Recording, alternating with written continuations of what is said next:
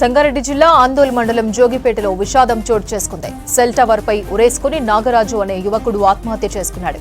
ఓ చోరీ విషయం బయటికి చెప్పాడని బాలుడు శేఖర్ ని తానే హత్య చేశానని సెల్ టవర్ పై హల్చల్ చేశాడు.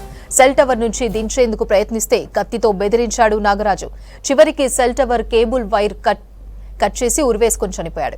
అయితే చోరీ చేస్తుండగా చూశాడని నిన్న రాత్రే శేఖర్ చంపేసినట్లు నాగరాజు నిన్న రాత్రి నుంచే సెల్ టవర్ ఎక్కి హంగామా చేశాడు.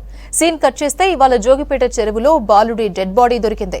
దీంతో అసలు ఏం జరిగిందని పోలీసులు దర్యాప్తు చేస్తున్నారు. ఘటనకు సంబంధించి మరింత సమాచారం శ్రీధర్ ఫోన్ లైన్ లో అందిస్తారు. శ్రీధర్, అసలు ఏం జరిగింది?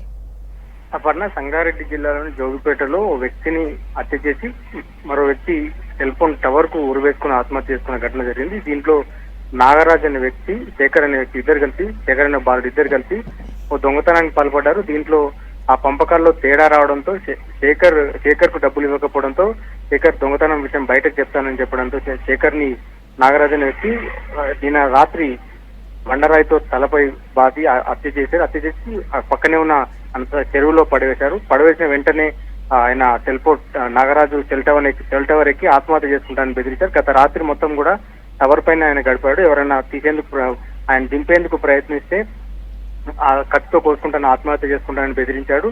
ఈ నేపథ్యంలో రాత్రి నుంచి కూడా పైన సెల్ ఫోన్ టవర్ పైన ఆయన నాగరాజు గడిపాడు. శేఖర్ ను హత్య చేశానని, శేఖర్ ను హత్య చేసి బయట పడేశానని కూడా ఆ సెల్ టవర్ వద్దకు వచ్చిన శేఖర్ బంధువులకు కూడా చెప్పినటువంటి పరిస్థితి. ఆ బాలుడు తన బంధువులు నిన్న రాత్రి నుంచి కూడా జోగిపేట పరిసరాల్లో వెతికారు, ఎక్కడ చంపి పడేశారు చెప్పమని చెప్పినప్పటికీ ఆయన సెల్ ఫోన్ టవర్ పైన రాత్రి అంతా గడిపాడు. కానీ ఉదయం వరకు కూడా సెల్ ఫోన్ టవర్ పైన గడిపినటువంటి నాగరాజు శబ్దాలు రాకపోవడం, నాగరాజు నుంచి ఎలాంటి అయితే సౌండ్ వినిపించకపోవడంతో డ్రోన్ పైకి పంపించి పోలీసులు పరిశీలించగా అప్పటికే ఆయన నాగరాజు సెల్ ఫోన్ టవర్ లో ఉన్నటువంటి కేబుల్స్ ని కట్ చేసి దాంతో ఉరివేసుకున్నాడు.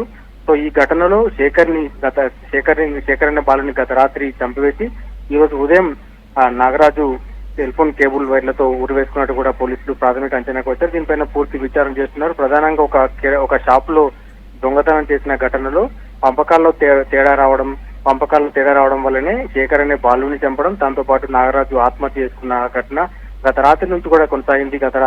నిన్న ఏదైతే సెల్ ఫోన్ టవర్ వద్దకు వచ్చి శేఖర్ తల్లిదండ్రులు కావచ్చు, శేఖర్ బంధువులు బతిమలాడారు. డెడ్ బాడీ ఎక్కడుందో చెప్పాలని కూడా చెప్పినప్పటికీ ఆయన స్పందించలేదు. కానీ పోలీసుల దర్యాప్తులు కావచ్చు, పోలీసులు చుట్టుపక్కల గాలింపు చర్యలు చేపట్టగా ఈ రోజు మధ్యాహ్నం అయితే పక్కనే ఉన్న చెరువులో శేఖర్ మృతదేహం కూడా లభ్యమైంది. మొత్తంగా డ్రోన్ల ద్వారా పరిశీలించి చూడగా నాగరాజు కూడా ఆత్మహత్య చేసుకోవడంతో ఆ డెడ్ బాడీని కూడా పోలీసులు కొద్దిసేపటి చిలికించారు. సో మొత్తంగా ఈ ఘటనపై పోలీసులు ఎంక్వైరీ చేశారు, ఎక్కడ దొంగతనం చేశారు, ఎందుకు ఇట్లాంటి ఘటన జరిగిందనే దానిపైన కూడా పోలీసులు దర్యాప్తు చేస్తున్నారు. రైట్ శ్రీధర్.